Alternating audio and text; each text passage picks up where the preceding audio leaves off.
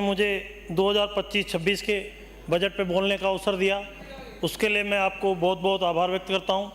मैं राजस्थान के मुख्यमंत्री जी को और राजस्थान के वित्त मंत्री जी को हृदय के अंतःस्थल से धन्यवाद देना चाहूँगा कि गांव गरीब की सोच के और गांव के गरीब की पीड़ा क्या होती है, किसान की पीड़ा क्या होती है, नौजवान की पीड़ा क्या होती है, महिलाओं की पीड़ा क्या होती है, इन सब चीज़ों को ध्यान में रख के और मुख्यमंत्री जी ने 25-26 का बजट राजस्थान की जनता के हित में रखा और सभी वर्गों को साधने का काम किया है। मैं मुख्यमंत्री जी की टीम को, मैं मुख्यमंत्री जी के वित्त मंत्री जी दिया कुमारी जी को और राजस्थान की पूरी सरकार को धन्यवाद देता हूँ।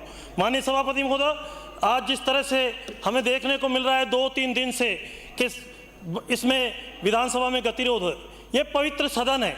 इस पवित्र सदन में जनता हमको जिता के भेजती है। जनता के मन में ये सपना होता है कि हमारा विधायक जाके और हमारी बात सरकार में और सदन में रखेगा, लेकिन जिस तरह से जो अमर्यादित भाषा का काम में लेके और जिस तरह से राजस्थान में पूरे इस राजस्थान की जनता को जो जिस परिस्थितियां पैदा की है, ये एक सोचनीय है, ये विचारणीय है। सरकारें आती है, सरकारें जाती है, लेकिन मैं कहना चाहता हूं कि 1998 के अंदर कांग्रेस के एक सरकार बनी और सरकार में राजस्थान की जनता ने कांग्रेस को 156 सीटें दी और एक नया व्यक्ति जिसको नहीं जानते थे, कम से कम 8-10 बड़े नेताओं को सुपरसीड करके और राजस्थान का मुख्यमंत्री बनाया। राजस्थान के मुख्यमंत्री जी ने उस समय राजस्थान विद्युत वितरण, राजस्थान RSCB था, राजस्थान इलेक्ट्रिसिटी बोर्ड, और उस समय इलेक्ट्रिसिटी बोर्ड को हटा के 5 कंपनियां बनाई और 5 कंपनियां जीरो से शुरू करी। जब 2003 में वसुंधरा जी की सरकार आई तो बिजली पे 80,000 करोड़ का कर्जा था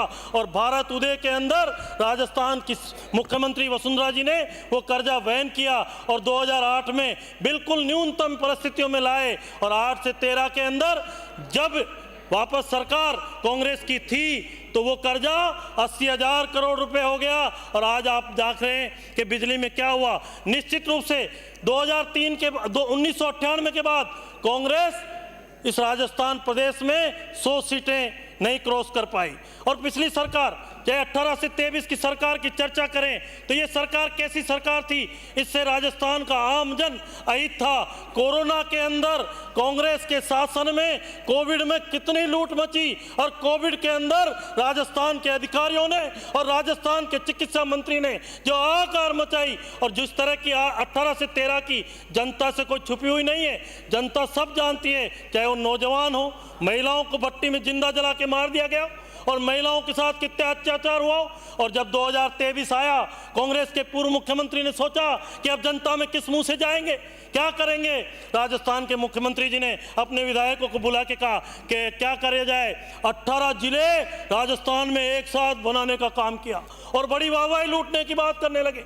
मैं कहना चाहता हूं, मैं जिस विधानसभा क्षेत्र से आता हूं उस विधानसभा क्षेत्र के मात्र 8 किलोमीटर 13 किलोमीटर के बाद देवली टोंक जिले में है, उसके 8 पंचायतें जो डूब क्षेत्र में है उसको भी केकड़ी जिले में शामिल नहीं किया गया। शाहपुरा के एक नेता को खुश करना है, शाहपुरा जिला बना, केकड़ी का जिला बना दो कि ये जो केकड़ी के बड़े नेता हैं जो किस तरह से जीत के आए। मालपुरा में भी एक राजनीति में एक नेता को जिंदा करना था तो मालपुरा भी घोषित कर दिया गया, दूधू भी घोषित कर दिया गया। माननीय अध्यक्ष महोदय, माननीय सभापति महोदय, मैं आपके माध्यम से निवेदन करना चाहता हूं कि उनको लगता कि 18 कम पड़ रहे हैं, हम सरकार में कैसे आएंगे, तो 200 जिले बना सकते थे और 200 जिले बनाते तो भी शायद सरकार उनकी नहीं बनती। माननीय सभापति महोदय, मैं आपको निवेदन करूं कि कांग्रेस के लोग आज मर्यादा की बात करते हैं, नियमों की बात करते हैं। मालपुरा से जिसको कांग्रेस ने टिकट दिया वो आज 5 दिन से जेल की सलाखों के पीछे है। 700 करोड़ रुपए की GST चोरी में बंद है और उसको टिकट किसने दिया, ये डोटासरा साहब बताए, वो अध्यक्ष है कांग्रेस के, कि उसको टिकट किसने दिया था, क्या परिस्थितियां थी, वो नेता भी नहीं था। यह आत्मचिंतन कांग्रेस को करना चाहिए कि कांग्रेस कहां खड़ी है। 1998 के बाद 100 सीटें क्रॉस नहीं कर पाए इस राजस्थान की जनता को। माननीय अध्यक्ष सभापति महोदय, मैं निवेदन करूं, आज सड़कों के माध्यम से हमारी उप मुख्यमंत्री जो PWD की मिनिस्टर है, क्या किस तरह के काम, चाहे हमने नो ग्रीन फील्ड एक्सप्रेसवे पिछले बजट में लिए हों, मेरे केकड़ी देवली नसीराबाद रोजाना घटनाएं घटती है और जिले मात्र जिले बनाने के लिए 2 लाख रुपए नहीं दिए और कलेक्टर SP बैठा दिया। राजस्थान की जनता से अशोक गहलोत जी को, पूरी टीम को माफी मांगनी चाहिए। माननीय सभापति महोदय, पिछले पिछली सरकार ने 23-24 के जो पिछली सरकार थी, आखिरी बजट में 7,000 करोड़ की स्वीकृति थी और उसके अगेंस्ट 17,000 करोड़ की स्वीकृति निकाल दी गई। जब चुनाव चल रहे थे, आचार संहिता चल रही थी, जब भी अधिकारी स्वीकृतियां निकाल के और नेताओं को जिताने में लग रहे थे, निश्चित रूप से माननीय सभापति महोदय, आज मैं निवेदन करूंगा कि ये बार बार बोलते हैं पर्ची सरकार। मैं कहता हूं कि ये पर्ची सरकार का मुख्यमंत्री एक भारतीय जनता पार्टी का बूथ अध्यक्ष से लेके और राष्ट्रीय अध्यक्ष तक किसी ने चू नहीं बोला कि ये पर्ची सरकार का मुख्यमंत्री है। ये गरीब का बेटा है, ये किसान का बेटा है, ये सबके हित को साधते हैं। रात को 2 बजे मुख्यमंत्री जी हर विधायक से, चाहे वो किसी भी पार्टी का हो, उसके काम के लिए संवेदनशील है। और ये बोलते हुए इनको ये नहीं दिखता कि 8 दिन तक जयपुर दिल्ली, एक नेता आ रहा है, एक नेता जा रहे हैं, फिर वोट पड़ रहे हैं कि वोट पड़ेंगे और फिर कहते हैं अपने उप मुख्यमंत्री को नीच, नालायक। और किस तरह की भाषा काम में ली गई, अमर्यादित भाषाएं। निश्चित रूप से ये राजस्थान की जनता सब चीज जानती है। माननीय सभापति महोदय, मैं आपके माध्यम से कहना चाहता हूं, जयपुर विकास प्राधिकरण 2018 से 2023 तक लूट का अड्डा बना हुआ था। मैं निश्चित रूप से कह सकता हूं कि चाकसू में 20 लाख रुपए बीघा की जमीन समर्पण करके और यहां जयपुर में रिंग रोड पे 35,000 रुपए गज की जमीनें दी गई। आप जांच करा लीजिए। मैं सरकार से निवेदन करना चाहता हूं कि इसकी जांच करा लीजिए।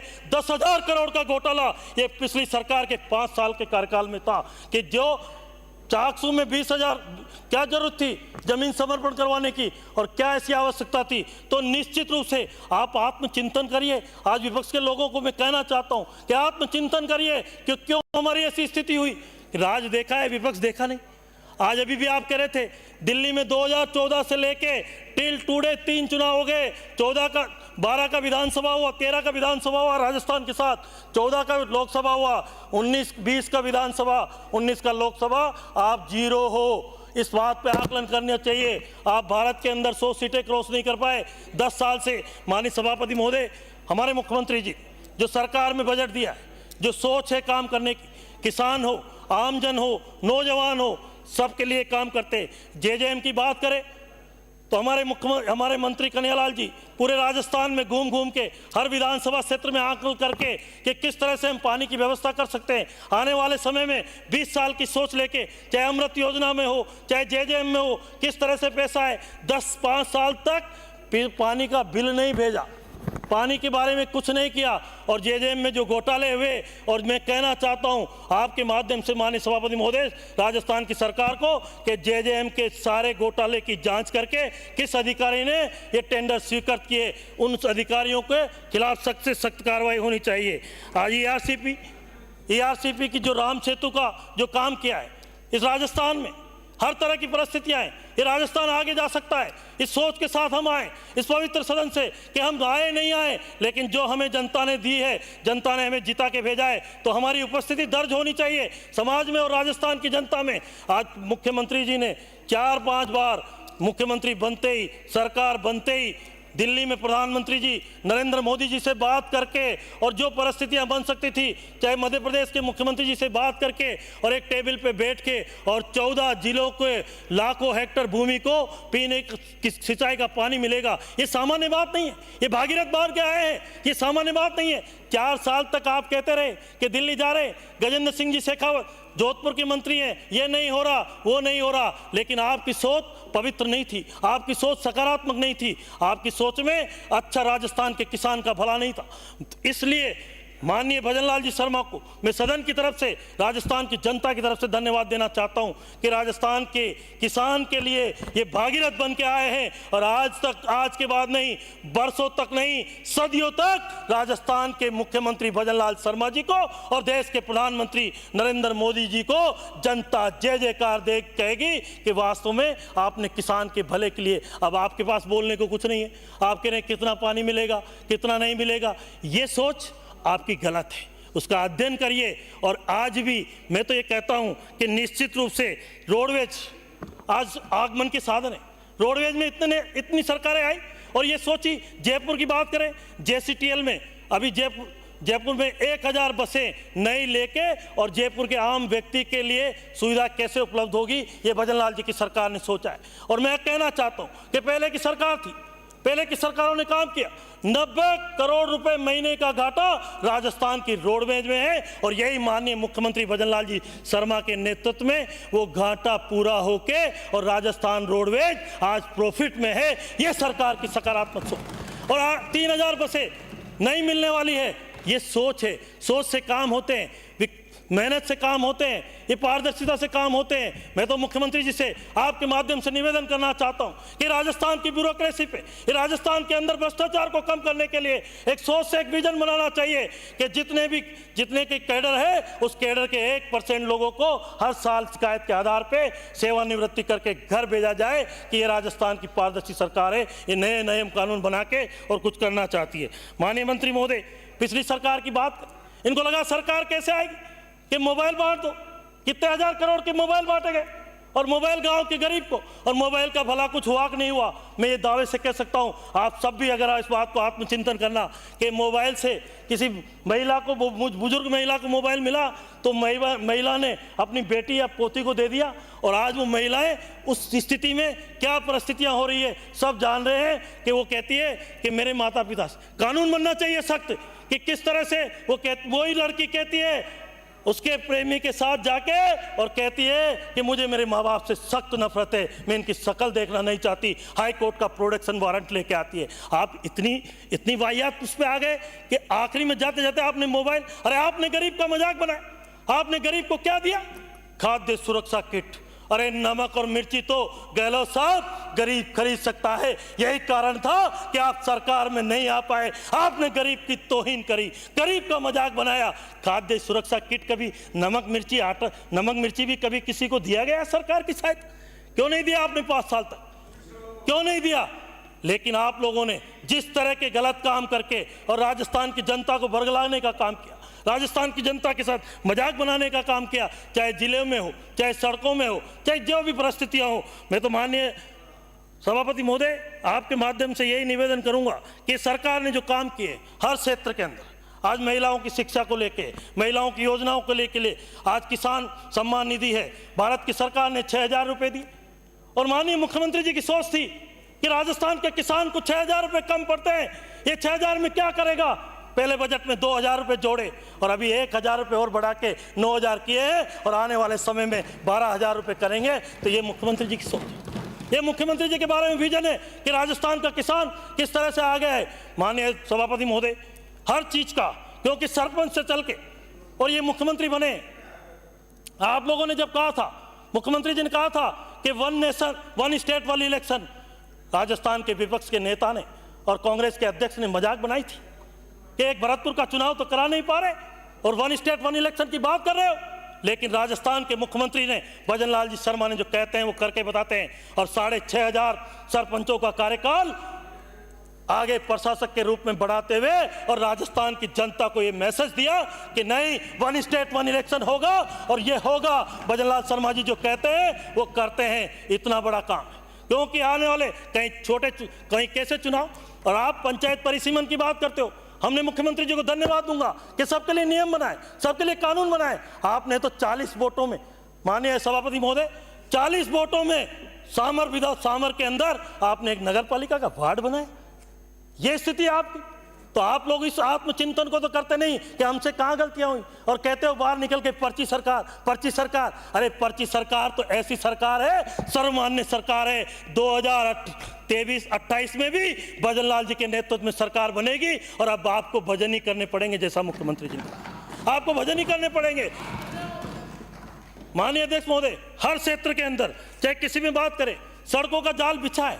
आज सड़कों के बारे में या गांवों के रिंग रोड के बारे में, अभी आपने 18 कस्बों के रिंग रोड लिए, पिछले बजट में 23-25 कस्बों के रिंग रोड लिए थे। ये सामान्य बात नहीं है, ये एक सकारात्मक सोच से राजस्थान को आगे बढ़ाने के लिए कि राजस्थान में क्या हो सकता है। नो ग्रीनफील्ड एक्सप्रेसवे, मैं माननीय मुख्यमंत्री जी से, सरकार से, माननीय सभापति महोदय से निवेदन करना चाहता हूँ कि निश्चित रूप से हम जिस विधानसभा से आते, मुख्यमंत्री जी जिस विधानसभा से आते, वैकल्पिक व्यवस्था सोचनी चाहिए। हम सबको मिलकर विकल्प सोचना चाहिए कि इसका, आज जयपुर अजमेर हाईवे, जयपुर भिलवाड़ा हाईवे, इस पर कितना ट्रैफिक है।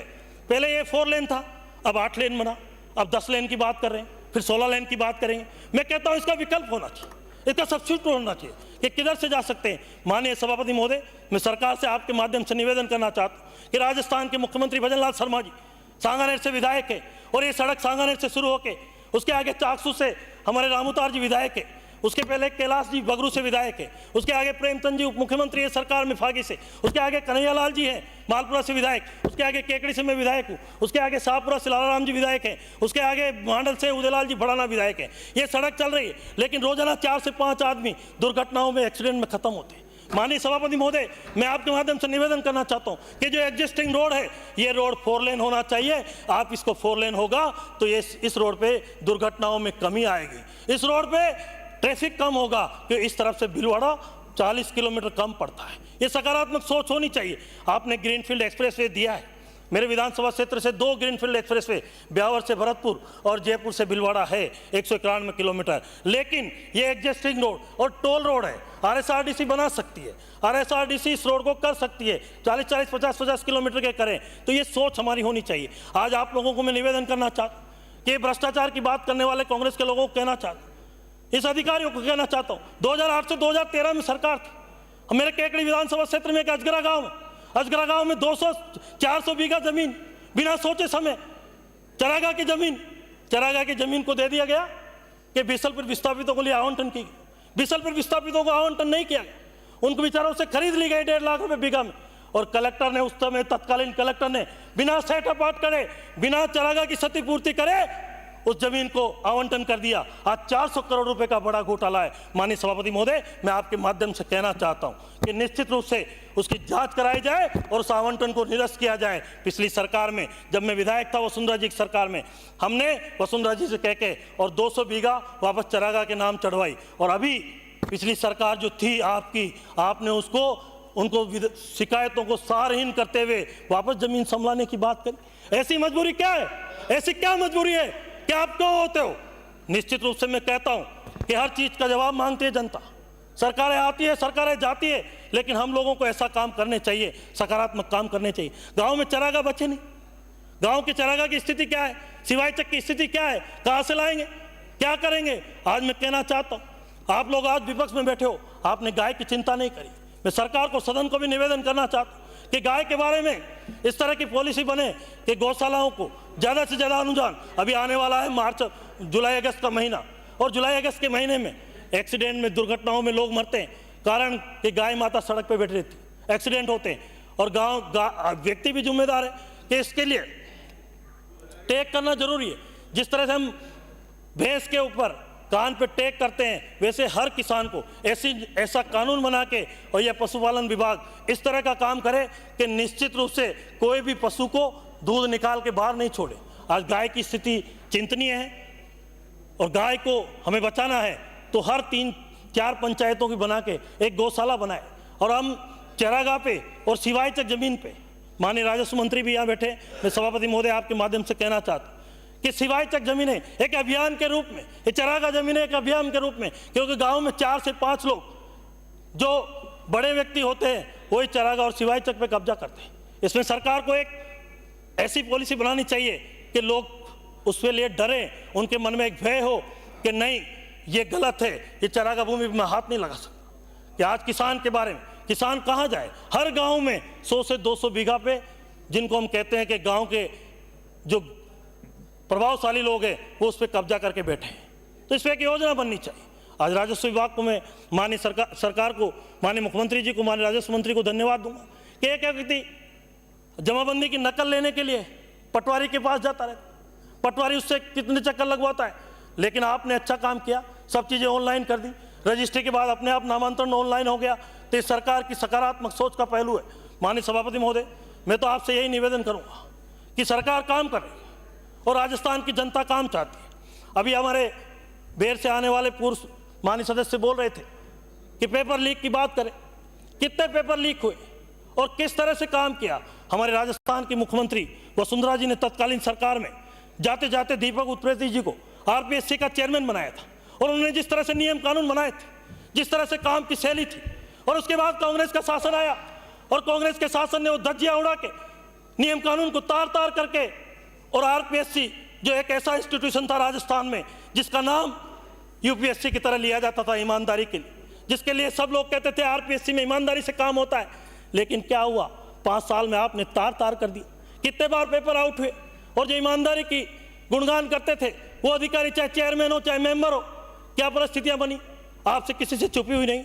और आज इसी आदमी के व्यक्तित्व में सोच होनी चाहिए, किसी का जज्बा होना चाहिए। मैं राजस्थान के मुख्यमंत्री जी को धन्यवाद दूंगा कि 150 से ज़्यादा लोग जेल की सलाखों के पीछे हैं, और कितने पेपर हो गए, आज भी रीट का पेपर है, लेकिन क्या मजाल जो पेपर आउट हो जाए। ये सोच होनी चाहिए सरकार की और सरकार के व्यक्तियों की। माननीय सभापति महोदय, मुझे अभी कहा गया, मैं कोई तैयारी से नहीं आया, लेकिन मैं वित्त मंत्री जी को जिस सोच के साथ, चाहे हर क्षेत्र में, शिक्षा के क्षेत्र की बात करें तो राजस्थान में 4,500 ग्राम पंचायतों में सीनियर सेकेंडरी स्कूल थे मात्र।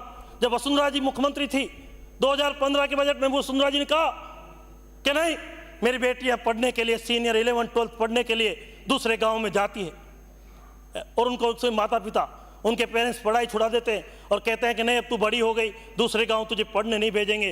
और राजस्थान की यशस्वी लोकप्रिय मुख्यमंत्री वसुंधरा जी ने कहा कि हर ग्राम पंचायत पे सीनियर सेकेंडरी स्कूल होना चाहिए, और एक साथ 5,500 सीनियर सेकेंडरी स्कूल वसुंधरा जी ने खोलने का काम किया। उस समय राजस्थान के शिक्षा मंत्री माननीय अध्यक्ष महोदय थे। हम सब अध्यक्ष महोदय के पास जाते थे, लेकिन एक 3rd ग्रेड का मास्टर जो सरकार बदलने की बात करता था, गांव के नुक्कड़ पे बैठ के कहता था कि आपके इसको हरा देंगे, आपको इसको जिता देंगे, लेकिन पता चलता कि 3rd ग्रेड का मास्टर BA भी है, MA भी है, BEd भी कर रखा है। वो अपने सबका साला दर्पण ऑनलाइन करते हुए, और साहब का हर स्कूल का, हर बच्चों का ऑनलाइन करके साला दर्पण ऐप में डाला, और पता चला कि 3rd ग्रेड के मार साहब ये तो 1st ग्रेड की तनख्वाह ले रहे। ऑनलाइन प्रमोशन हुआ, 2nd ग्रेड में आ गए, 2nd ग्रेड के बाद भी पता चला तो 1st ग्रेड की तनख्वाह ले रहे, 1st ग्रेड में आ गए, व्याख्याता बन गए। हम पूछते, मार साहब आजकल नजर नहीं आते? अरे यार, मेरा सरकार ने प्रमोशन कर दिया, मैं अब व्याख्याता बन गया, मुझे 3 घंटे घर पे पढ़ना पड़ता है जब मैं 12वीं के बच्चों को पढ़ाता हूं। ये ऐसे काम, लोकप्रिय काम, इस तरह के बड़े काम, बड़े फैसले करने का काम राजस्थान की तत्कालीन सरकार ने किया, और शिक्षा का मजाक आपने बनाया। मेरे गाँव में, मेरे केकड़ी विधानसभा क्षेत्र में, माननीय सभापति महोदय, काचरिया गाँव, जिसमें 2 कमरे हैं स्कूल के अंदर और 3 मास्टर हैं, और जाते जाते तत्कालीन सरकार ने 12वीं कर दी। जब मैं चुनाव में गया तो कहते कि हमारे स्कूल में कमरे बनाने, 2 मास्टर से 12वीं के बच्चे कैसे पढ़ाएंगे। आप इस तरह के काम तो नहीं करें, इस तरह के निर्णय तो नहीं करें कि जिस निर्णय से जनता को दर्द हो, जनता को दुख हो। शिक्षा के क्षेत्र में मैं सरकार से कहना चाहता हूं कि PWD को मत देखो, इरिगेशन को मत देखो, लेकिन शिक्षा को देखने की जरूरत है। यह आने वाला भविष्य है, यह आने वाला कल है, इस पे चिंतन करना चाहिए। हम सबको मिलकर एक प्रभावी कानून बनाना चाहिए कि नहीं, बच्चों के लिए कि आने वाला भविष्य हमारा सुरक्षित हो, हमारे आने वाला हमारे बच्चे अच्छे हों। तो निश्चित रूप से महिला शिक्षा पे जो सरकार ने बढ़ावा दिया, बेटियों के लिए निश्चित रूप से आज भी मैं कह सकता हूँ, मेरे केकड़ी विधानसभा क्षेत्र में, केकड़ी कस्बे में ऐसा सीनियर सेकेंडरी स्कूल है जिसमें 2400 बच्चियाँ एक साथ पढ़ती है, 2400 बच्चियाँ। और जब छुट्टी होती है तो मुझे थाने का जाब्ता लगाना पड़ता है। सामने बॉयज स्कूल है, उसमें भी 2500 से ज़्यादा बच्चे पढ़ते हैं। तो निश्चित रूप से सकारात्मक सोच होनी चाहिए। ऐसा नहीं कि हम सरकार में आ गए, हम 5 साल के लिए आ गए, हम 3 साल काम नहीं करें, हम 4 साल सुध नहीं ले जनता के, गांव गरीब की सुध नहीं ले। आपने मजाक बना दिया कोरोना के अंदर। आपकी स्थिति क्या थी, कोविड में क्या किया, आप देखते रहे पूरे राजस्थान में। और आज भी मैं कह सकता हूं दाव से, माननीय मुख्यमंत्री जी से और राजस्थान की सरकार से, कि कोरोना में जो ऑक्सीजन प्लांट आनंद फानंद में डाले गए थे, आज वो कितने चालू है, कितने चालू नहीं है, ये जांच का विषय है कि क्या हो रहा है। सारे बंद पड़े। तो निश्चित रूप से माननीय सभापति महोदय कि सरकार की सोच सकारात्मक होनी चाहिए कि कोई भी चीज हो, आप जाते जाते ये कर दो वो कर दो, आपके निर्णय की समीक्षा होनी चाहिए कि आपने क्या किया। यही कारण था कि आज आपकी स्थिति क्या हो गई, आपने क्या किया, आप क्या कर सकते हो। मैं कह सकता हूं कि राजस्थान के मुख्यमंत्री जी की, चाहे वित्त विभाग की, चाहे किसी भी विभाग की सकारात्मक टीम जो काम कर रही है, वो निश्चित रूप से जिसकी जितनी तारीफ करूं उतनी कम है। ये सारे 115 विधायक और जो हमारे साथी विधायक हैं, ये सब जानते हैं। और राजस्थान के मुख्यमंत्री जी संवेदनशील है, किसान का बेटा है, सरपंच रहे, राजनीति की पहली सीढ़ी है सरपंच। सरपंच से चल के राजनीति में आए, तभी सरपंचों की पीड़ा समझ के और सभी सरपंचों को प्रशासक लगा के और 1 साल तक चुनाव के, जब तक वो चुनाव में जाए तो निश्चित रूप से वापस जीत के आए। और यही कारण है कि राजस्थान में आज भजनलाल जी का इकबाल बुलंद है और ये कहते हैं, गांव का व्यक्ति सरपंच कहता है कि पहला मुख्यमंत्री है जो गांव गरीब सरपंच की सुन के और अंतिम छोर के व्यक्ति की सुन के ये निर्णय किया है। और बहुत बड़ी खुशी है कि एक साथ राजस्थान में चुनाव में स्वायत्त शासन विभाग, कभी 15 निकाय के चुनाव होंगे, कभी 20 निकाय के चुनाव होंगे, लेकिन राजस्थान की सरकार ने सोच लिया कि इस हर नगर पालिका का, हर नगर निगम का, हर नगर परिषद का एरिया बढ़ना चाहिए। और सबको कहा है हमको कि एरिया बढ़ाओ। इस एरिया बढ़ाने से और कोई फायदा हो न हो, लेकिन माननीय सभापति महोदय एक फायदा बड़ा होगा कि जो सरकारी जमीनें हैं, जो सिवायचक जमीनें हैं, वो नगर परिषद के खाते में आएगी, नगर परिषद की आय बढ़ेगी। अभी मेरे केकड़ी विधानसभा क्षेत्र में 175 बीघा जमीन थी जिसमें कब्जा था, हमने नगर परिषद से खाली कराया, हमने रीको को दिए और वहाँ पे इंडस्ट्री के 3000 करोड़ के एमओए हुए हैं और हमें 48 करोड़ रुपए केकड़ी नगर पालिका को हमारा रीको डिपार्टमेंट देगा। तो ये हमारे लिए गर्व की बात, ये हमारे खुशी की बात है। तो निश्चित रूप से इसी तरह से पंचायत, इस नगर परिषद के आपने जयपुर में आपने देखा, जयपुर में हम जीत नहीं सकते, जोधपुर में हम जीत नहीं सकते, कोटा में हम जीत नहीं सकते। आपने कहा कि नहीं, एक नगर निगम की जगह 2 कर दो। अरे 4 कर दो ना यार, आप मुख्यमंत्री हो, 4 कर दो, क्या हो जाएगा। लेकिन आपको पता है, कोटा के आप माननीय सभापति महोदय, आप कोटा से आते, महाराज प्रताप सिंह जी बैठे, कोटा में सरकार ने बड़े बड़े काम किए, चंबल रिवर फ्रंट बनाया, सबसे ज्यादा बजट दिया कोटा के लिए कि कोटा कोटा कोटा। और एक व्यक्ति ने एक प्रेस कॉन्फ्रेंस की, पूरी सरकार चली गई कोटा, मुख्यमंत्री चले, मुख्यमंत्री को एक प्रेस कॉन्फ्रेंस के बाद हवाई अड्डे के लिए रवाना होना था, आप रवाना नहीं हुए। आपने किसी ने भी उस उद्घाटन पट्टिका के हाथ नहीं लगाई, सारी सरकार लौट गई, सारी सरकार वापस आ गई और वो रिवर फ्रंट ऐसे का ऐसे रह गए। फिर 3 दिन बाद तत्कालीन मंत्री जी की इज्जत बचाने के लिए मुख्यमंत्री जी गए और सीबी गार्डन में एक ट्रेन का उद्घाटन करके शायद आए हैं। ऐसा क्या हो गया?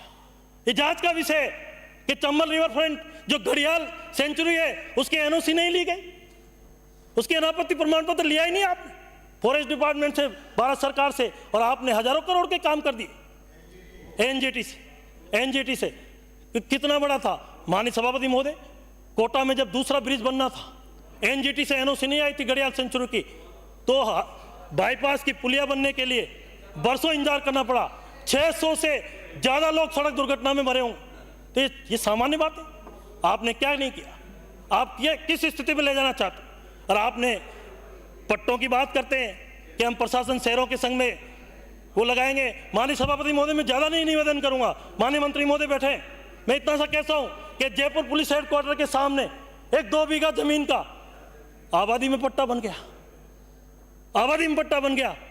कितना बड़ा जांच का विषय, और कैसे हुआ, क्या नहीं हुआ, ये राजस्थान की जनता जानती है। ये दुर्भाग्यपूर्ण है, एक नियम कायदे बनाने पड़ते, एक क्राइटेरिया तय करे, लेकिन आपने सब कुछ कर दिया, क्या नहीं करना था जो भी कर दिया। और फिर कहते हैं कि पर्ची सरकार। अरे आत्मचिंतन करिए, ये राजस्थान के इतिहास की बात है, ये राजस्थान की विधानसभा है। माननीय सभापति महोदय, आज भी इस कुर्सी का सम्मान है, इस सभापति महोदय की कुर्सी का सम्मान है।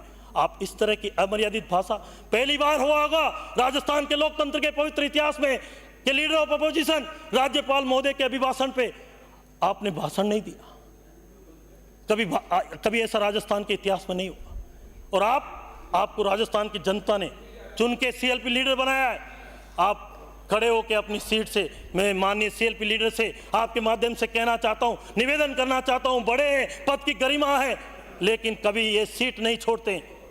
विपक्ष में कितने रहे, कितने को देखा है, हमारा लोकतांत्रिक सदस्य हम ज़्यादा नहीं रहे, दूसरी बार आए, लेकिन हम जितना भी पढ़ा है, जितना भी समझा है, निश्चित रूप से आदरणीय गुलाब जी कटारिया हो या कोई भी व्यक्ति था, राजेंद्र जी राठौड़ थे, सीट पे बैठे रहते थे, नारे लगाते थे, लेकिन सीट छोड़ के बेल पे नहीं आते। क्या हो गया? आपको जनता ने जिता के भेजा है, आप सरकार में नहीं आए, तो आपकी विधानसभा की, राजस्थान की जनता के हित के जुड़े हुए मुद्दों को आप सदन में रखने के लिए नियम कानून का पालन नहीं कर सकते। नियम कानून का पालन करके आए और रास्तों में करके और राजस्थान की जनता के सामने जो अच्छे मुद्दे हैं, जो सरकार का ध्यान उसकी तरफ नहीं है, उन मुद्दों को लेना चाहिए। ऐसा दुर्भाग्यपूर्ण राजस्थान के सदन, पवित्र सदन में कभी नहीं होगा माननीय सभापति महोदय, जो आसन के कुर्सी से आंख में आंसू आ जाए। हमारे व्यवहार से ये आप हमारे गार्जियन के बराबर, हमारे पिता तुल्य हो कि आप आसन की सब इज्जत करनी चाहिए। और निश्चित रूप से मैं तो सरकार से निवेदन करना चाहता हूं माननीय सभापति महोदय कि ऐसे नियम कानून बनाए कि आसन की जो आसन का अपमान करे वो व्यक्ति सोते ही 6 महीने के लिए या एक पूरे साल भर के लिए निलंबन माना जाए। तो निश्चित रूप से माननीय सभापति महोदय, मैं तो आपको पुनः और सरकार को धन्यवाद दूंगा कि सरकार ने, पूरी टीम ने जो 2025-26 का बजट दिया है, ये राजस्थान के हित में होगा, ये गरीब के हित में होगा, ये किसान के हित में होगा, ये नौजवान के हित में होगा, ये छात्राओं के हित में होगा, ये महिलाओं के हित में होगा। और ये जन कल्याण की गाड़ी जो दूसरा बजट राजस्थान के यशस्वी मुख्यमंत्री भजन लाल जी ने दिया है, ये निश्चित रूप से गांव गरीब के हित में अच्छे निर्णय जो सरकार ने किए हैं, निश्चित रूप से हम सबके लिए बहुत बहुत काम आएंगे। आपने मुझे बोलने का मौका दिया माननीय सभापति महोदय, बहुत बहुत धन्यवाद। बहुत